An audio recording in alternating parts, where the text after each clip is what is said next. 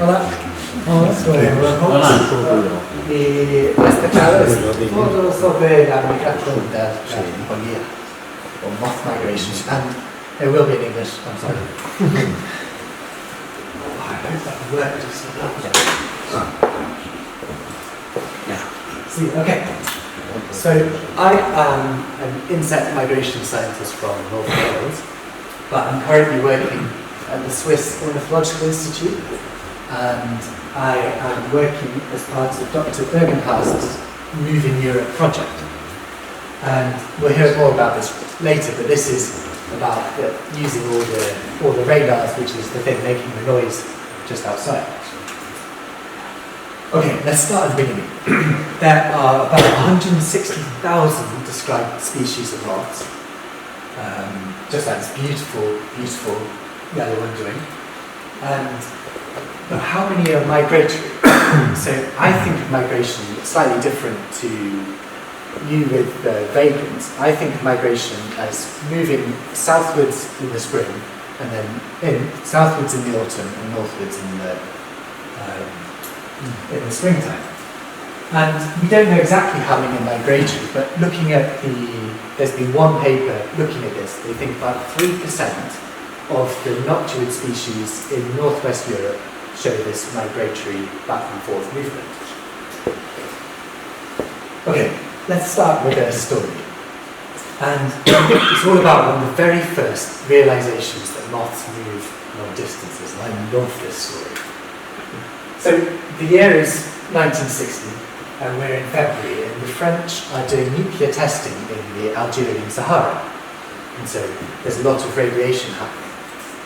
And this man, Bernard Catterwell, he's an incredible lepidopterist and geneticist, he thought, I think that moths might be coming from the Sahara.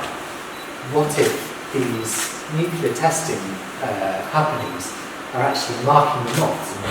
If I go around looking at the species which I think might be migratory, will I see radiation upon them? And so what he did, he put a word out in all the entomological journals, and he got everybody to send him those moths. And a lot of the moths were the Rushvenia and Monophila noctuella. And over all of these moths, he had his Geiger counter, and he waved it over the moths. And by chance, one in Oxford, where he lived, in March 1960, one of these moths had radiation on a little radioactive particle on the wings, and he dated the radioactive particle, and he found that, yes, everything mapped out with the timings, that it would have come from this nuclear testing event in the Sahara, about 3,000 kilometers away. And so this is one of the very first trackings of moths happening. Which is amazing, isn't it? They're so small, these Rushvenias, yet they're making these incredible journeys. Okay, so why would a moth migrate? Basically, if they're anything like the flies, they're migrating to have more sex. They're migrating in order to exploit the seasonal habitats. So as if you imagine in winter time it's really cold in northern Europe, but then as spring begins, this wave of green happens. They're surfing this wave as the wildflowers bloom, and then they have more and more things to eat. And because they're moving northwards, and then they're coming back south again, they're always maintaining their position in these favourable habitats. And so they can breed all year round. And so this increases their reproductive output. So it's a trade-off between moving very long distances, but then also having loads and loads of children. Or they might be migrating to escape predators. And so this was just a little aside because it's such an amazing little story that we found while I was working with Pyrenees. So at night we would trap loads of these agritis subjects on the turnip moths, and we'd have like 200-300 in our moth traps. And then during the day we'd have this of Chusadonta equatoria. And this is a little ichneumonic wasp, and which is specifically adapted to lay her eggs in the caterpillars of the moths. And there's no real evidence to show this, but the fact that they're moving so close to each other suggests that these wasps are following the moths on migration in order to maintain be close to their host species, and it's so exciting. So perhaps the moths started the journey, and now they're to get away from the predators, and now the wasps are following them on their journeys.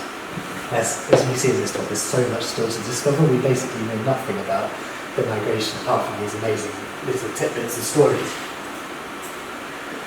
Okay, so if the moths are like flies, which migrate, they'll start in the more southerly region, so perhaps down here, perhaps further south into Africa in the winter, and they'll migrate northwards during the springtime. And the flies do multi-generational migration, so they move a bit, they find a good place to go in to lay their eggs, and then they'll die off, leaving all of their children just to migrate without ever having met their parents. So the entire where to go, how to get there is all genetic, which is incredible. And this might be over a series of generations. And then we reach midsummer, and if they're like the flies, there's a more sedentary generation where they just stay in one place. And then in the autumn, there's this amazing, huge journey, thousands of kilometres long, all the way back south to where they started their journey. And so this is what I'm thinking is happening with the more migratory moth species. Okay, let's put ourselves in the 6 tiny shoes of a silver Y moth. And this silver Y, autographigana, is living in the UK, let's say. And it's late summer, early autumn, and she's just beginning to think, I better start my migration southwards. So how does she orientate? Well, we think that moths on migration will orientate in a variety of ways. They might use geographic cues. So if there's a pass in the mountains that they want to aim for, or a mountain that's in roughly the right direction, or even if there's a coastline or a straight road, if they can see it, then they might use that to follow if it's going in roughly the right direction, which is south of the north in the springtime. There's also evidence to suggest that they're using the Milky Way to maintain a heading, as well as the moon and celestial cues such as that. And quite amazingly, they think that some moths have a magnetic sense like the birds, and there's been some studies with the bogong moth in Australia by Eric Warren's group to find them, and they found that if they shifted the magnetic field away from the moth's preferred direction, if there's a geographic cue or a celestial cue, then the moth would be completely confused. But if they orientated everything in the right direction, then the moth was happy, which is some evidence towards these moths having a magnetic sense. And also it makes sense, right? If they're migrating at night, there's not very many visual cues to use, so if they have some sort of magnetic sense, it's quite amazing.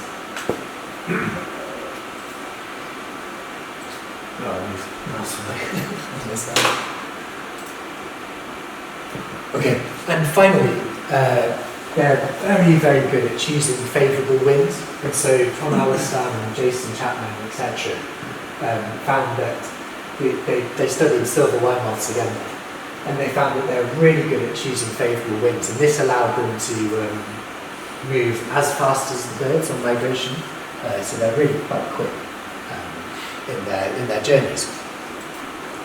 Alright, now we're going to briefly talk about one of the silver Y's cousins, because this is an incredible story through Miles Menz and Martin Mikulski. And what they did in the autumn, they went to Konstanz in southern Germany on the borders of Switzerland, and they caught lots and lots of death's head hawk moths. And they then put these very high frequency VHF tags upon them, and then they let them go. But the problem with this is that the VHF tags could only transmit their location about 15 kilometers, but these moths are going really long distances. And so to get around this, quite amazingly, they put the receivers of the tags on the wings of Martin's aeroplane, and they took off at night and just sat up there in the sky, circling slowly, listening to the pips as the moth's location beat back at them, and they followed these death's head hawks southwards on really beautiful southwest headings, you can see the top right here, down across Switzerland. And in a night, some of them will cross the entirety of Switzerland, 150 kilometres. They're such amazing animals. And actually you can see in the photo on the left here, just how big their eyes are. And so they must be using some sort of visual cues as well as this perceived magnetic sense. Okay, back to our little silver white. She's continuing her journey south until she hits the Pyrenees. And the Pyrenees act as this big barrier to migration. They get channeled up through the steep-sided valleys and over the passes. And here we think that they're really, really important for other species away from moths. And so this is a little paper me and my friend Kelsey wrote all about the bat activity in the Pyrenees, which is really closely correlated to the movement of migratory moths. So as I said, yes, they're all moving through this pass. In fact, this is the pass that the moths are flying up, down through here, southwards towards Spain. Where is it? Near Gavani. Yeah, in the Puerto de Bujarelo. So it's right on the Spanish-French border. So yeah, they're getting channeled up the steep-sided valleys and through our little pass here. And in this pass, we put our moth traps in, which were really lovely. And so, and it was quite amazing. It's such inhospitable habitat, so everything we're catching up there, migrating southwards through the pass. And this is really small, but the noctuids are the biggest. 90% of the moths that we found were noctuids. And also very small, but Helicoverpa armigera was the most common moth species, 31%. Within vitamina, the second one, Noctua pronuba. What else do we have? Turnip, the greatest sedgetum. So these big noctuid migrants. And we found that when that also we put bat detectors on his little Helicoverpa. I love their green eyes. But we also had bat detectors in the past, and this was all Kelsey's work. He's amazing with bats. And he recorded these two, the Nyctalis noctula and the Tadalina teniotis.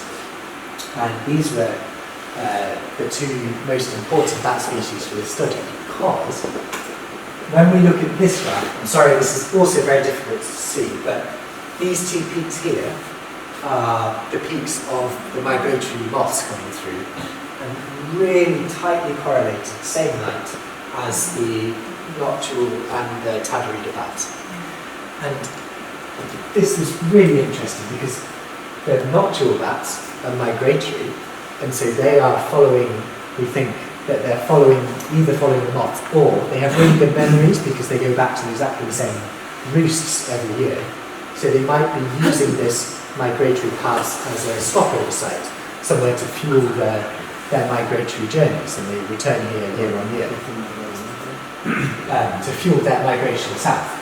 But in contrast, the European free-tailed bat, Tadarida teniotis, is a resident species who lives in the mountains all year round and actively relies on the moths arriving because they've changed their pupping season to the autumn, and so they only have their children in the autumn, because that's when all of this huge amount of food comes through with the migratory moths. So we think that these bats are really heavily relying on the migratory moths, not only to feed their children, but also to fuel their hibernation. Okay, yes, it's a summary of that section. Okay, so luckily, our little silver white has survived the bats going through the Pyrenees, and she's continued her journey southwards, right down to the stretch here, the Strait of Gibraltar. And what is happening here? Well, we don't really know. So this is a radar, and it's firing a beam up in the air, and it's reflecting down off all the insects above, and it's recording the numbers and the directions of the insects. And I've been here in SEMA for the last month or so, doing a variety of transits. So you've got this here, which is the our Malaise trap, which is counting the smaller insects, and there's my volunteer Miles changing it. And this is collecting all the insects heading southwards, hopefully across the straits, and we're very lucky to be working here. So big thank you to Alejandro and the rest of the team to allowing us to work here.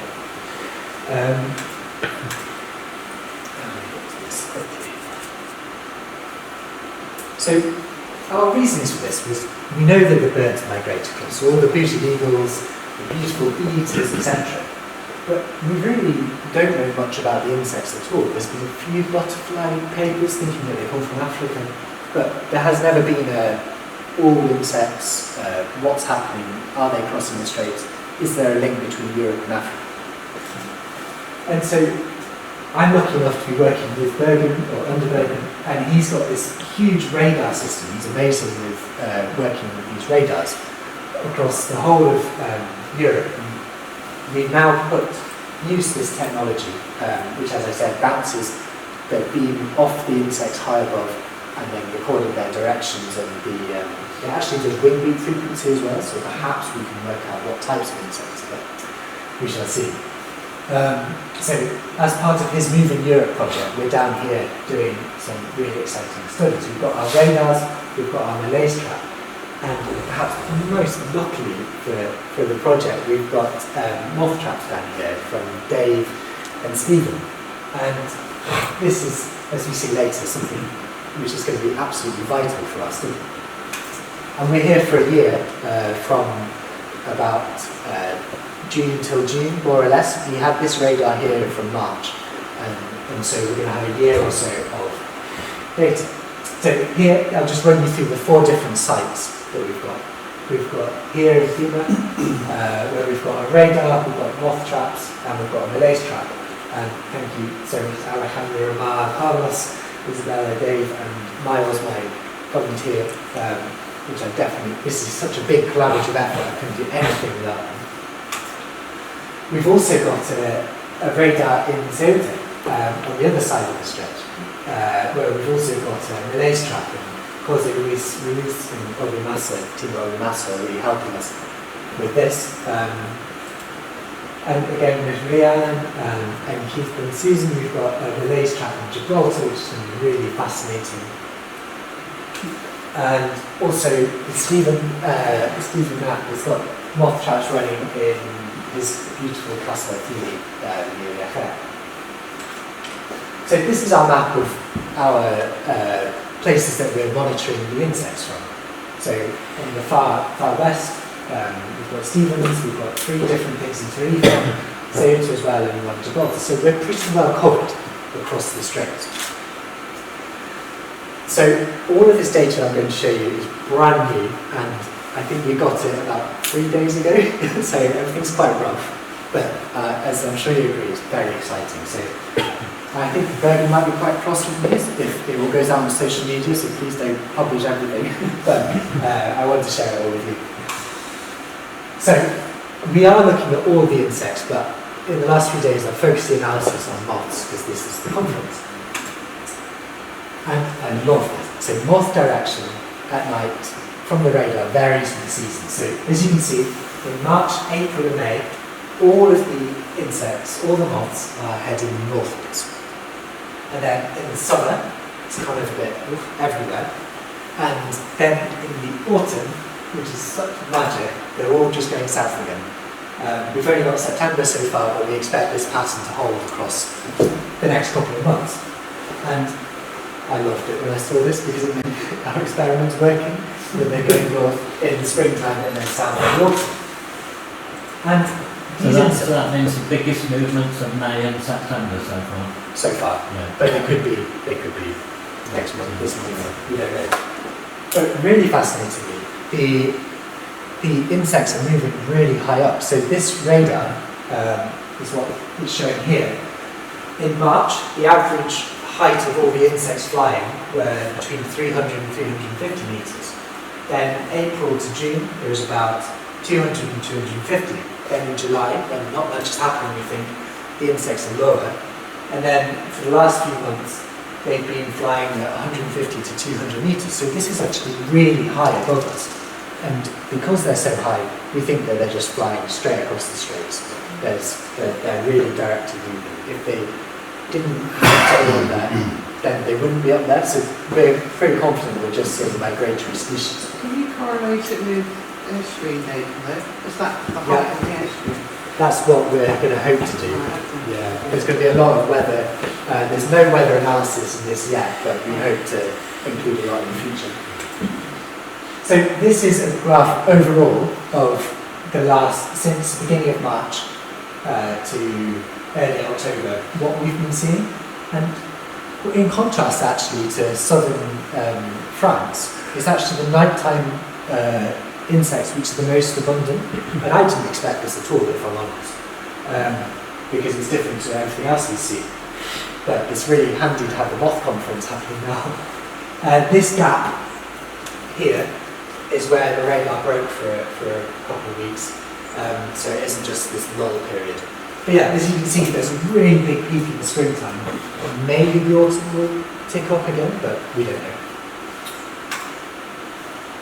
Okay, this is exciting. How many migrating insects? So this is not just the moths, this is everything.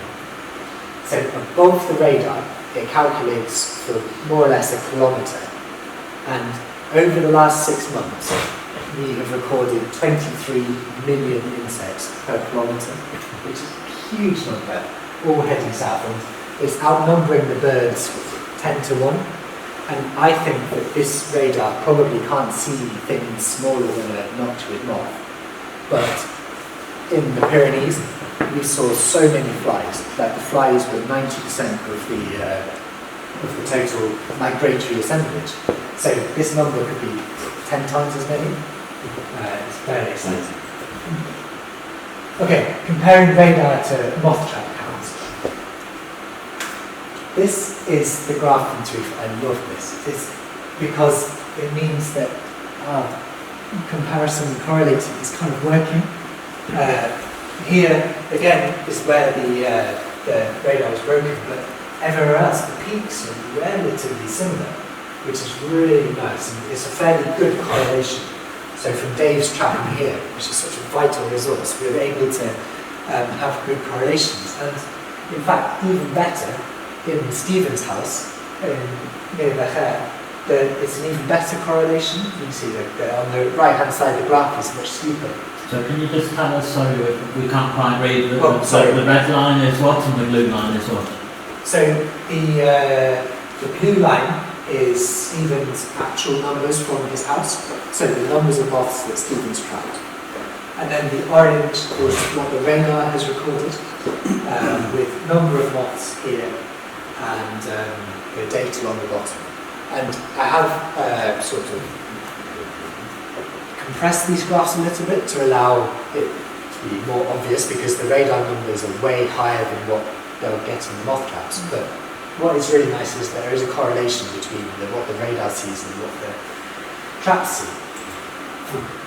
And because there's a correlation between Stephen's traps and the radar, which is 40 or so kilometres away in a straight line, it means that perhaps we can begin to work out that actually, when the migration's occurring, it's occurring at a really wide front. And so if we calculate it based on the 23 million, that means more or less 1 billion insects have moved in the time that we've been studying so far. And we're yet to look at the Segundo radar. And it could well be that on the eastern side of the stretch there's wars happening. So that's going to be really interesting. Cool. Okay, nearly finished. What species are we seeing? So I've just correlated the biggest radar migration days. So the days where we see the biggest movements, and then I've just looked at what Stephen's found in his traps on those days. And the most common thing was this Dialecticus styliella micro, which may be moving, may not be moving, I'm not very sure. We need to do a lot more analysis. But there was the thing they unipuncture, which was quite a common thing that we saw in the Pyrenees as well. So we think that this, at least, is a very common lichen. And I'm really excited to try and get the species from the movement. So again, thank you very much to Dave and Stephen for their moth traps, because they're absolutely vital for this work. Okay, almost ended. What's next? More analysis, definitely. We're going to look at the radar, we've got to analyse the weather, we've got to analyse the radar, more moth trap analysis, and the laser traps from Gibraltar and Segundo and Tarifa. And also, we've got a lot more data collection to do. We've got another year or so of this. So there's many more exciting things to come. But it does also pose the question of what's going to happen next. They've crossed the straits. What is this silver eye moth going to do next? Is she going to cross the Sahara? And that's our next project. Next year we're going to put radars on each side of the Sahara and try and work out what is happening, which is, I can't wait to come back and tell you all about that. Anyway, thank you very much, and thank you so much to all of these people and dogs. Which thanks here. It's a huge, huge collaborative effort. I couldn't do any of it without you. And thank you all very much for listening. Any questions?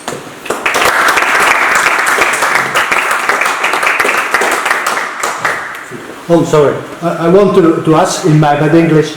The insect or the moth are using the shortest place to cross the strait, or are crossing only for the genetic memory crossing? Are using all the strait or only the shortest? So I would have thought that they would be just the shortest, but because it's so closely correlated with where Stephen is, near Vecher, perhaps they're using the whole strait and they're just this genetic memory, whatever.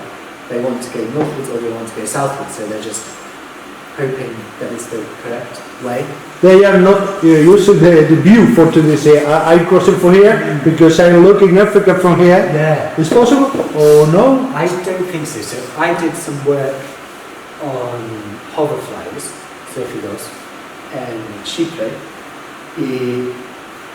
I think that those hoverflies could only see about 3,000 meters, 3 kilometers. And moths might be able to see further, but I don't think so. So I think it's just this memory or inbuilt genetic directions. Yeah. I'd like to suggest that you find out where they come across Spain. I mean, you need some stations in the grid or something. I know. Or something. That is Other true. points at both ends of the Pyrenees, because they may more things might come around the edges. I think way more things come around the edges. Yeah. So the only reason we go to that site in the Pyrenees is because that's where the insects come down. And so I've actually struggled a little here because, well, as you see from the radar, they're all flying at 200 meters above, and I'm trying to work out what species they are. Some are brought down by the light traps, but for the diurnal stuff, I've seen a few dragonflies, barely any butterflies, and basically no hoverflies, whereas I expect it to be full. I'm sort of thinking that somewhere like Gibraltar is going to be better because it's this huge rock, this huge focal point for the insects, but they might aim for it, and then, because you see a lot more of the migrants than we do here, I think. So, yeah, I would love to have more radars everywhere. Unfortunately, they're very, very expensive. But there's a lot of people out there with traps that can really help. And you know Constantine, yeah? Yes. Well, he's trying to set something up in Girona, which is where I got a project going on. And that was, but I've seen the moth that I've seen most of was in the Hunter in the Pyrenees, but it wasn't on the ones, it was one of the big ones. Yeah. And Almitra, but they're not, it's not the commonest migrant wants to get down here. So how long do you think it takes to get from the Pyrenees through? I'm just asking. What would you say? Could you do it in a day? Could you do it in a week? So with hoverflies, which is what I know most about, that's really my study animal. I was a city in southwest England, and we had a big arrival of the hoverflies, and we back trajectory the wings, and they think that they came from southwest France or northeast Spain. Northwest. Fascinating to have data from all over Spain and see if there's like a little bit of time lag, like to see when their migrants arrived there and then across. Yeah, if you can get the national government involved, you can probably get better permits more quickly and all the rest of it. Yeah. It's also possible to tag insects, isn't it? Follow individuals. Yeah. The tagging would be amazing. Yeah. I don't know if it's completely feasible because there was a study in the Pyrenees where they trapped 80,000 hoverflies and sprayed them all with orange paint and then moved just, I think, 30 kilometres away, and which should have been on a direct line of their flight, and I think they caught about 39 out of the 80,000. And so, yeah. Well, I'm wondering what happens to all those things that I've seen in the Pyrenees that don't get here. Where do they drop off? Do they stop somewhere because they think that might be more suitable? How would they know that? Or do they just somehow get... I mean, I presume it's a bit like being in a hot air balloon if you're in an airstream. You don't really have to fly much, you just go with it. So, but it might be hard to get out. But I think migratory insects are very flexible in where they end up. So right now it's getting greener. Perhaps more insects will just stop here. So whereas ones last month they were must just have some sort of thing they're looking for, like increased humidity or... exactly. Yeah. And I also think that, I mean, hoverflies, for example, lay 500 eggs. I don't really know how many eggs moths lay, but it's a lot. And so their tactic is just to have loads of children and hope that a couple survive. And so I think so many will die on migration. But I presume it's all KNR selected, so bigger moths will have to go before them.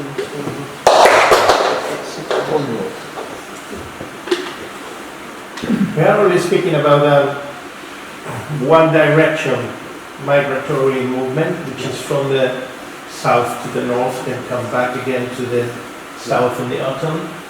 But included in this huge amount of species, that there will be some cosmopolitan species that will be found all over the world. So I mean, not only here in Europe, but for example in Asia or North Africa, even in mid-Africa or even in New Zealand. So there are a lot of directions of this migratory movement all over the world. Yeah, definitely. And I did a study in Cyprus 5 years ago now, and there was a huge emergence of things in Saudi Arabia, lots of Vanessa cardui, and lots of flies as well. But then it was a really big year for 2019. Was a big year for Vanessa cardui here UK, and based on the satellite data of the vegetation growing, in Saudi Arabia was basically the place that all of these butterflies came from. So they're all coming Even Livornica as well, right? Yeah, exactly. Yeah, it was huge numbers, wasn't it? So, yeah, north-south is a generalisation. More. Everywhere. But there's there's so much different we don't routes that they take as well. It's, Yeah, there are different routes from the north to the south and come back, and from the east to the west, and then come back again or stay there and establish new colonies there. As happened, for example, with the Pieris rapae, which is found everywhere. Yeah, I think that it's so interesting. You can just, I think sometimes in insect migration we think of it too much like bird migration, and I think with insect migration they're happy as long as they've got something, and so they will stop if they just stop. Those birds might be aiming for a very specific place. Yeah, but there's Atalanta is also found in North America. I know. It's amazing, isn't it? And there are some which are blown across recently. Yeah. But with Vanessa cardui, it's multi-generational migration. Yeah, during the migration, Yeah, they breed. Yeah. That's what you have explained before. Yeah. It's a cycle. Yeah. Whereas the birds are just making it in one go. Not necessarily. I mean, lots of birds have leapfrog migration. You know, they don't actually go all the way, but some of them will. Yeah. Yeah, there are different patterns. Yeah. Has the moon has something to do with this migration? I think that'd be a really fascinating thing to analyse. So you have no idea. No idea yet, but we've got this amazing data now that hopefully we'll be able to ask those questions. What is the correlation between the nights with the full moon and the nights without? Yeah, I have no idea, but that'd be quite easy to do. Probably. Yeah. This information, the graphs that you saw, they only came up, was it 2 days ago? So looking at the moon has not been time to look at it. But it's possible. Well, if it doesn't correlate, there's going to be something a bit wrong there, because there are fewer months on full moon nights. If it doesn't correlate, if they don't care on the migration going, that's not going to correlate with Because we think of full moon nights being bad because they're not attracting to our. Yeah, but they're still going to be flying. Yeah, they're still flying, So exactly. that may not be a direct correlation. Or it may not account for enough. The question is why are the insects affected by light, by moonlight? What's the reason? Because they see it, But and they follow it. This is a human supposition. We don't have any idea exactly. Why are they attracted by light? Well, there was a study recently, right, across, but they think that, I'm definitely not a moth expert by any means, but in this study they thought that the moths like to have a light above them because they've evolved over millions of years to have that, and so they can maintain a path, but then if we have a light below them, then suddenly they have to turn over. And then they can circle around it. That's right, isn't it? And then, It's really interesting. And you just go in circles around. Yeah, Supposition is always a big part of the study. But en Spanish, la luz, por ejemplo, la luz artificial lleva, no sé, 200 años que 150 existiendo. Mucho antes no había luz artificial, o sea, ¿por qué han desarrollado esta capacidad de verse influenciadas por la luz? ¿Qué ventaja les pasó? Para migrar. Para migrar, ¿vale? Could be just because to migrate. ¿Y por qué son los machos los que son más atraídos que las hembras? Propia protección. ¿Sí? Los machos son más atraídos que las hembras. Parece ser que sí, ¿no? Que sí. Es que no tenemos.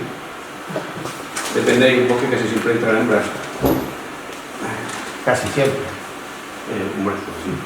I'll try and have a look. I'll have a look at the data later and see if we can see if there is any correlation. Very interesting, very interesting. You overnight up there. I have done. We actually moth trapped up there. It was amazing. What was there? This is my back home in Wales. We moth trapped. We had so many things. It was amazing. Okay. Sorry, just a little question. Do you, because how Ryan has another radar in Gibraltar and you have another one here, for us it's very important, for example, for the migration, the wind. Do you see the difference when you have west wind, that the moth of the dragonflies are crossing from Gibraltar to Africa, and when it's against from Tarifa to Africa? Do you see that? Because we can see that in the dragonflies. In the dragonflies. I bet. See, yes. I bet. You have a radar. No, In Ceuta. Ah, sorry. Malay's But it's in trap, Ceuta. but on radar no. Radar You can trap see that. Ceuta. But we don't know yet, but there is a radar in Ceuta. And so we haven't analysed the data yet. Oh, because you moved the radar, you don't have all the time the radar. We do. We've got one all the time in Ceuta and one all the time here. So we don't know. Sólidos raros. It's because when you have west wind, all the dragonflies are crossing from the lineage water. You can see it. Southern and southern and southern. When you have the gales wind, we can see everyone.